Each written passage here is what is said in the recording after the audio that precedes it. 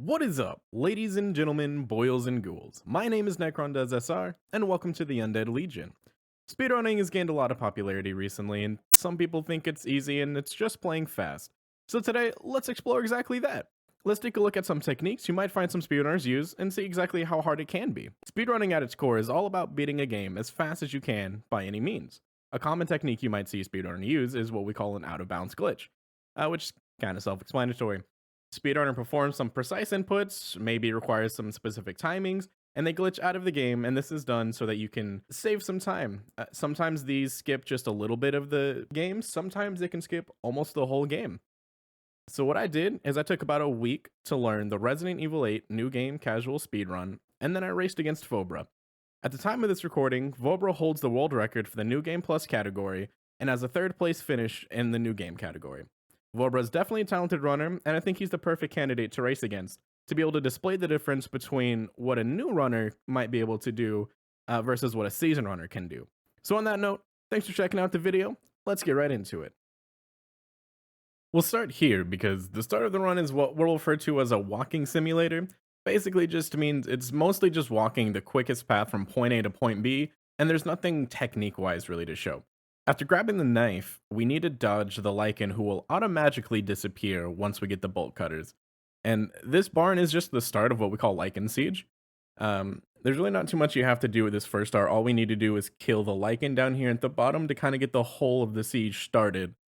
Um, and basically, we're just going to spend the next several minutes being a pincushion. This game is what's referred to as a dynamic difficulty, meaning the better you do, the harder it is, and vice versa. The worse you do, the easier it is. We call this DA for short. If your DA rank is 0, you get a 15% damage increase, and we abuse this for the first several boss fights. But I'll explain a bit more on how we abuse it during the Moreau fight. Like in Siege is a set time it takes, so you can't really speed it up. So the majority of what we're doing is getting the DA as low as we possibly can while we're waiting, and that's just kind of getting it set up for later time. A lot of Castle is a walking simulator, but here you'll see one example of a checkpoint reset. We use checkpoint resets a few different ways. Sometimes like this one is to skip a slow animation like the secret door that's opening here. And here in prison, I made a mistake that I've never done before. I ended up closing the door on myself, which kind of sucked. It happens when you spam the interact button trying to pick up the pipe bomb. And as we're coming up to the first daughter fight, I go ahead and pull out the mine as it's the weapon we'll use to kill her. It's a relatively simple fight, but fear not, it only gets harder later. We shoot the daughters as they die because it forces the locked doors they're connected to open sooner. You just have to wait until they've fully stopped moving, and then you go ahead and shoot them. After first daughter, we quickly move into the second daughter fight. On paper, she's simple. You just pull the lever to open the ceiling and weaken her, spam her with the shotgun.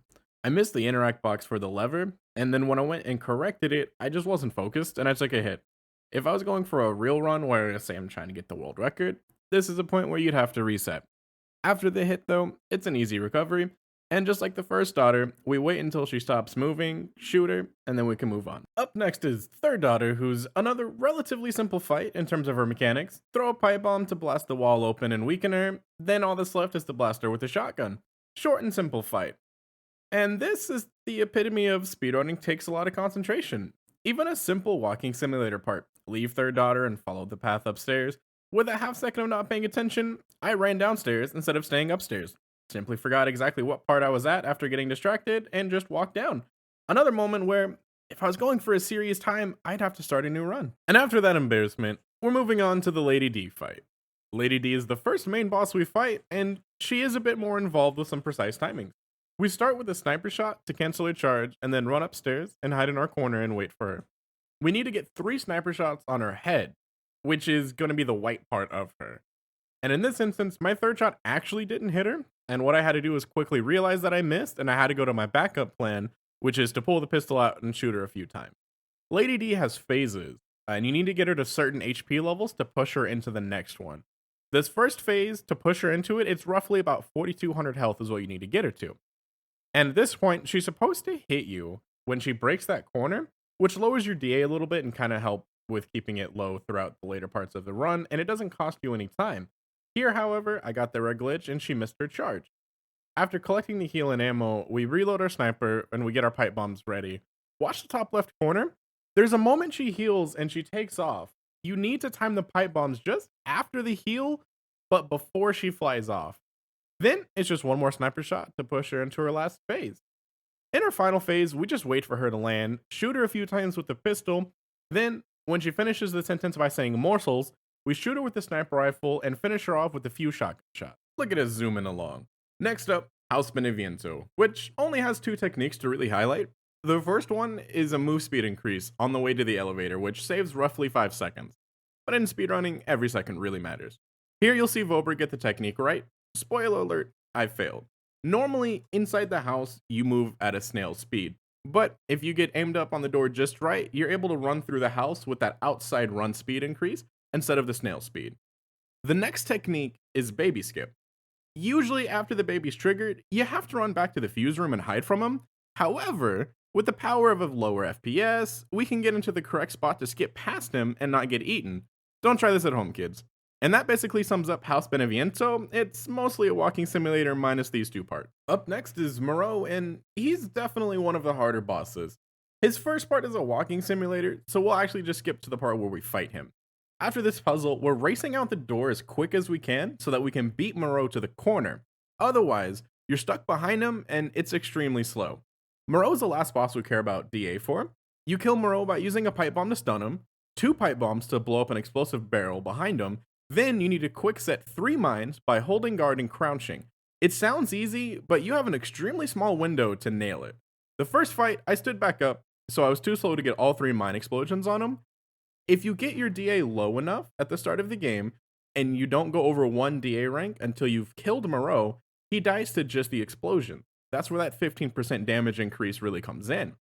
However, if your DA score is 1, at any point during the kill minus the part where he's going to die, you're going to have to shoot him instead of just him dying to explosion.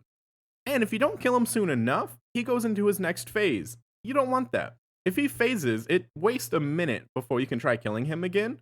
So, spoiler alert, if you don't kill Moreau in 1 phase, it's a reset. After we leave the whiny fish boy behind, you go to a Lycan Stronghold. However, surprise, surprise, it's basically another walking simulator, at least until Big Daddy Urias. Urias is a hard boss fight that you have to kill in a very specific pattern.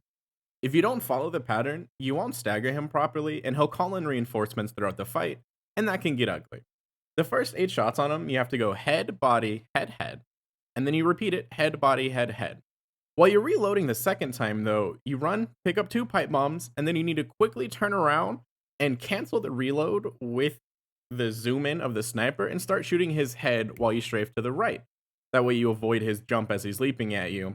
And the rest of the fight is pretty much just going to be shooting him in the head as much as you can, and maybe shooting him with something other than the sniper once he's at like 1% health if he didn't die from the sniper shot. After killing Urias and getting the final flask, we head on to the factory, which, again, it's a lot of walking simulator, but there are some areas with its own techniques.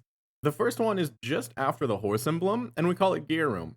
It's a room with moving arms that have a rhythm to it that you have to go through when they won't hit you. But, of course, that by itself would be too easy. So, they added some ghouls that you have to avoid, while also avoiding the arms.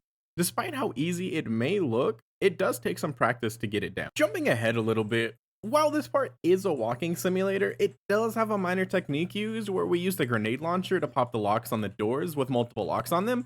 It's not a major thing, just thought it was worth noting since it does save a lot of time over using just a gun. The next section of Factory that requires a bit of practice is what I like to uncleverly call Big Fan Room. Listen, speedrunners are simple people, we don't need fancy names. What makes this part difficult is this is a precision room. If you're not quick enough with lining up the shots and moving up the fan area, it can go really wrong for you. You can get body blocked by the big enemies in here and lose time, or if you don't get your timings right, you can't instantly climb up the ladder at the end, which is exactly what happens to me. I won't sugarcoat it, the nerves in the race were getting to me a bit, and I definitely failed this room bad. But let's take a look at Vobra handling the same room. One thing you'll notice while Vobra easily makes his way through Big Fan Room is he's a lot more precise with his shots. He also doesn't waste too much time standing around trying to line them up. He even gets the timing to instantly climb the ladder at the end. So I think it's fair to say he's definitely putting on the master class and showing the difference between what an amateur runner can accomplish versus a professional runner. With Vobra climbing the ladder ever closer to victory, we move to the next boss fight, Sturm. Another difficult fight where he is relying on you to get your positioning right. Too close, he'll hit you. Too far away, and you'll lose time as he slowly walks towards you. Either one, it's slow and it's a reset.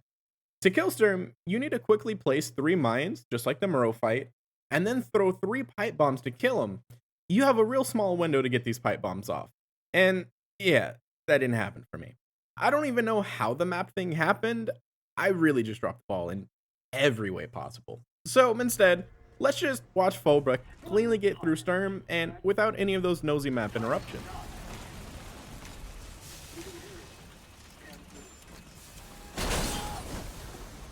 Cool. How'd your stream fight go? Yeah, that looks a lot nicer. And I wish I could tell you we're going into the next boss, and here I'll show you what a good Heisenberg kill looks like, but I can't. So here's an okay Heisenberg fight.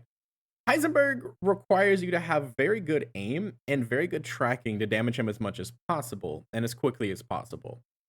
You want to push Heisenberg into phase 2 as quickly as you can, which happens around 9,000 health. But the other tricky part about the Heisenberg fight is that he only phases in a certain spot, and he moves very slowly towards it. So the further away he is, the longer the fight takes. Skilled runners have came up with ways to aim him to that spot before he phases, so there's minimal time they'd need to wait. Once he does phase, however, he's very easy to kill. Just lob a few pipe bombs, maybe shoot him if needed. There's really nothing you can do to mess up the phase 2 fight, it's just getting there that's the hard part. Now, we'll watch Vobra kill Heisenberg, and you'll be able to see the difference between what a novice runner can do and someone that regularly practices the game.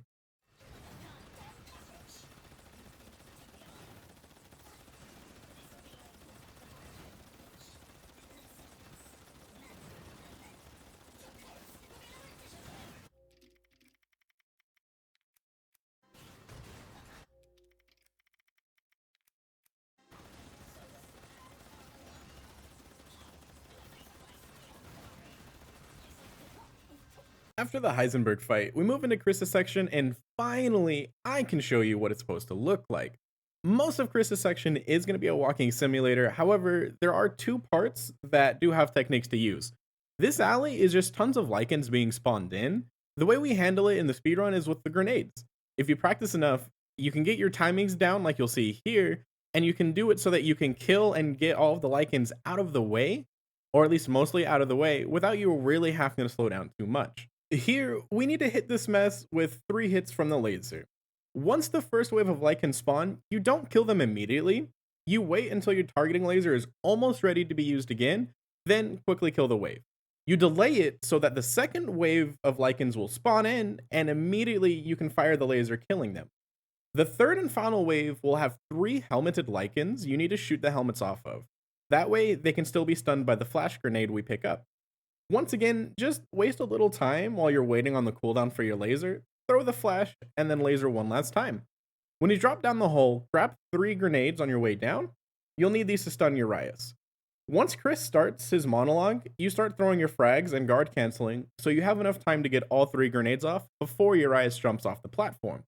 If you got the timings right, you'll be able to keep Urias permanently stun locked like this.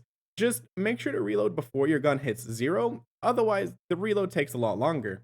Other than that, that's basically it for Chris's part, and all that's left is for the final boss, Miranda. The Miranda fight is a fairly straightforward fight. I use the old method of killing her with only the sniper rifle. However, there is a newer and faster strat that's used where you finish her off with pipe bombs and mines. I didn't get that part practice enough, so I just stuck with the sniper method. It is a straightforward fight, just keep shooting her in her upper body until she lands on the ground, then shoot her legs until she's forced into her next phase where we can kill her. Straightforward, though, does not always mean easy. She does still have some nuances to her that you need to learn, and sometimes you can whiff a kill. Sometimes more than once. Listen, don't judge me. It's harder than it looks. So, as this is wrapping up, I just wanted to give a big shout out to Vobra for agreeing to do this race with me. Be sure to check him out on Twitch. I'll have his link in the description of the video, along with the people who let me use their clips.